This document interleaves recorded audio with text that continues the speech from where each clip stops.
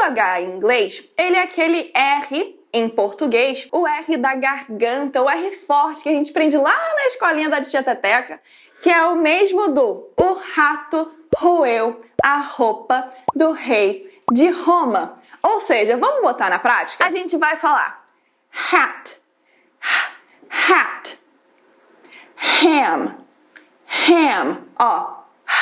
E também heavy, heavy,